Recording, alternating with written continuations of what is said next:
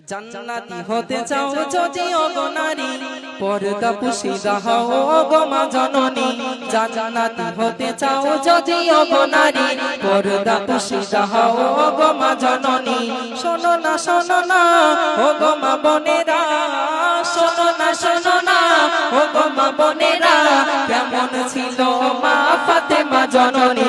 জান্নাতি হতে চাও যদি ওগো নারী, পর্দা পুশিদা হও ওগো মা জননী। জান্নাতি হতে চাও যদি ওগো নারী, পর্দা পুশিদা হও ওগো মা জননী।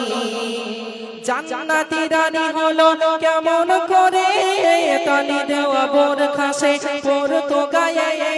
জান্নাতি রানী হলো কেমন করে, তালি দেওয়া বোরখা সে পরতো গায়ে। দেখতে কেমন ছিল ফর্সা না কালো ছিল, দেখতে কেমন ছিল ফর্সা না কালো ছিল। স্বামী সন্তান ছাড়া কেউ তো দেখেনি। জান্নাতি হতে চাও যদি ওগো নারী, পর্দা পুশিদা হও ওগো মা জননী। জান্নাতি হতে চাও যদি ওগো নারী, পর্দা পুশিদা হও ওগো মা জননী।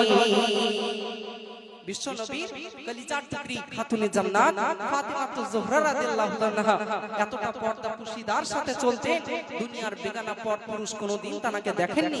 অমনি তিনি জান্নাতে নারীদের মধ্যে সরদারি নন। এমন কি ইন্তেকালের কিছুদিন আগে তার স্বামীকে বলছেন, ওহে আমার স্বামী, আমার তো ইন্তেকাল হয়ে যাবে, তবে গভীর রাত্রে আমার দাফন দিয়ে দেবেন। কেন? আমি চাই না দিনের বেলা যদি আমার দাফন হয়, দুনিয়ার মানুষ পর পুরুষ আসবে, যখন কাফনে মোড়া অবস্থায় থাকবে, তখন দুনিয়ার মানুষ যেন দেখে বুঝতে না পারে নবীর বেটি লম্বা ছিল না বেটে ছিল, নবীর বেটি মোটা ছিল না হালকা ছিল। আহারে কি জীবন তারা গড়ে গিয়েছিলেন। তারপরে ছন্দে কবি লিখছেন, গরিব দুঃখী ছিল হযরত আলী, পারতো না কিনে দিতে নতুন শাড়ি। গরিব দুঃখী ছিল হযরত আলী, পারতো না কিনে দিতে নতুন শাড়ি। তবুও মা ফাতেমা করতো না গঞ্জনা, তবুও মা ফাতেমা করতো না গঞ্জনা। স্বামী ছিল তার নয়নের মণি।